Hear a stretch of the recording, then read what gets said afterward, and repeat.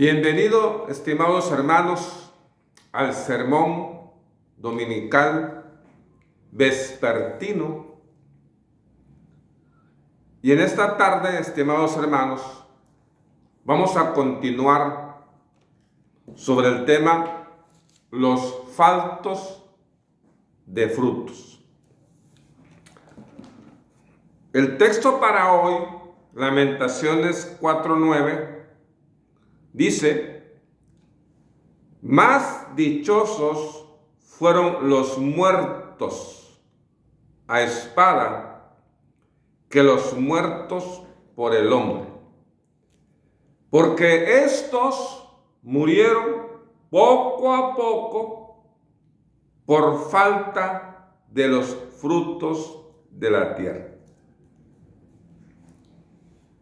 El domingo pasado comencé a predicar de este tema y me quedó pendiente algunas respuestas a la pregunta: ¿cómo se da fruto? El domingo pasado les hablé, estimados hermanos, estimados oyentes, que el hombre, la mujer, hemos sido creados para dar frutos. La humanidad en sí ha sido creado para dar frutos. Eso dice la Biblia. Fructificar, dice la Biblia. Y a los cristianos, a los redimidos por Cristo, hemos sido rescatados del pecado, rescatados de la inmundicia, para dar fruto. Eso lo vimos nosotros ahí en Romanos 7:4, que leo. Dice: así también vosotros, hermanos míos, habéis muerto a la ley mediante el cuerpo de Cristo, para que seáis de otro, del que resucitó de los muertos, a fin de que llevemos fruto para Dios. Así que hemos sido rescatados por Cristo para dar frutos. En la vez pasada leí, contestando a la pregunta: ¿cómo se da fruto? Leí el Evangelio de Mateo, capítulo 13, versículo 23. Dice la Biblia, está hablando Jesucristo, está explicando la parábola del sembrador. Mas el que fue sembrado en buena tierra, este es el que oye y entiende la palabra y da fruto. Así que en lo espiritual, la persona que está en Cristo oye la palabra, es un oidor de la palabra. Es un oyente de la palabra, pero es un entendedor de la palabra, porque entiende la palabra. Y la consecuencia de oír la palabra y entender la palabra es dar fruto. Otro pasaje que quiero leer para contestar la pregunta: ¿cómo se da fruto? Evangelio de San Juan, capítulo 15. Dice la Biblia, versículo 2: todo pámpano que en mí no lleva fruto, lo quitará. Y todo aquel que lleva fruto, lo limpiará, para que lleve más fruto.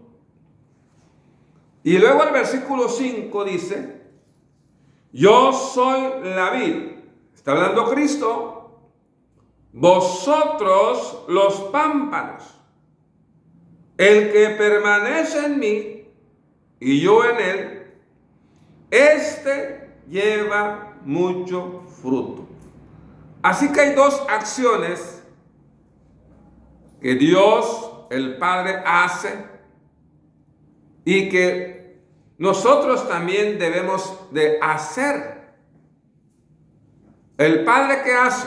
el Padre limpia. Dice, todo aquel que lleva fruto, lo limpiará. ¿Cómo o qué acción toma el Padre para limpiar a una persona que ya es hijo de Dios para que lleve fruto? La respuesta, una de las respuestas está ahí en versículo 3. Ya vosotros estáis limpios por la palabra que os he hablado. ¿De qué forma limpia el Padre? Usando su palabra escrita. Nosotros, ¿qué tenemos que hacer? Leer la palabra, oír la palabra, entender la palabra, practicar la palabra. Y eso nos limpia nuestro corazón, nuestra mente.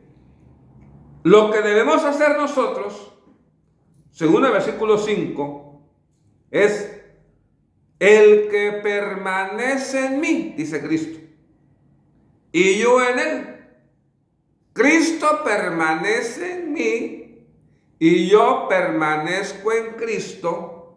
El resultado de esa permanencia es que yo voy a llevar fruto. Así que, ¿qué acción hay que tomar para llevar fruto? Número 1, oír la palabra, entender la palabra. Que Dios nos pueda limpiar con su palabra o con la sangre de Cristo, porque dice la Biblia eso, la sangre de Cristo nos limpia de todo pecado. Así que Dios usa la sangre de Cristo y usa la palabra escrita para que estemos limpios. Y luego nosotros tenemos que permanecer en la palabra para llevar fruto.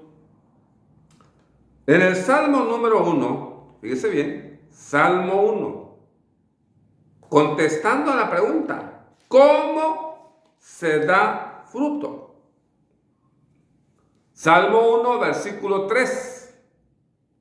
Será como árbol plantado junto a corrientes de aguas, que da su fruto en su tiempo. Hay que estar en las corrientes de las aguas.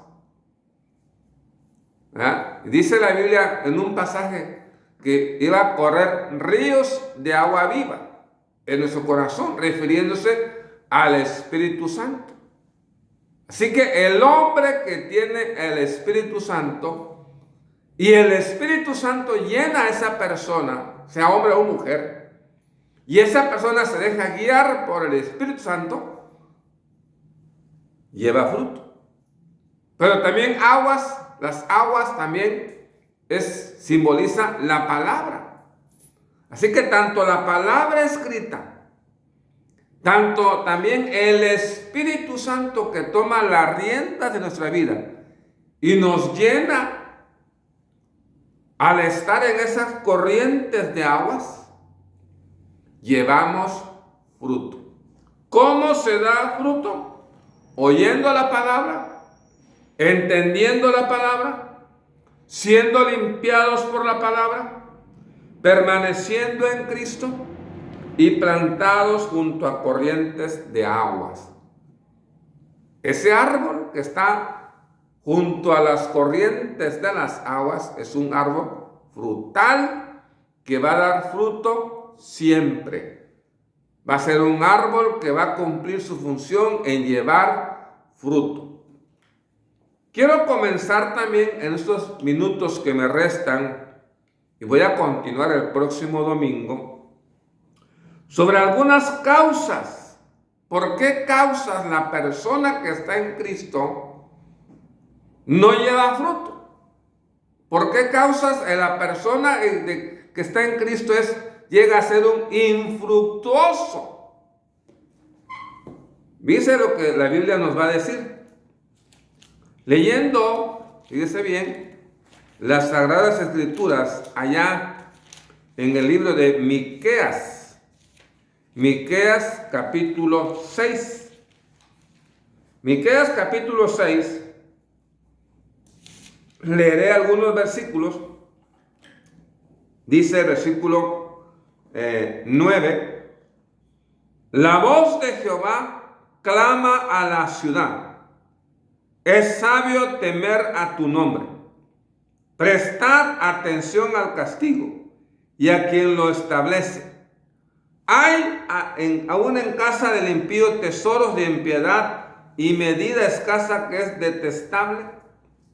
Fíjese bien, versículo 15. Sembrarás, mas no segarás. Pisarás aceitunas, mas no te ungirás con el aceite, y mosto, mas no beberás el vino. Porque los mandamientos de Onri se han guardado, y toda obra de la casa de Acab, y en los consejos de ellos anduvisteis, para que yo te pusiese en asolamiento, y tus moradores para burla. Llevaréis, por tanto, el oprobio de mi pueblo. Este versículo nos habla que una de las causas por la cual la persona que está en Cristo no cumple la función de llevar fruto es el pecado.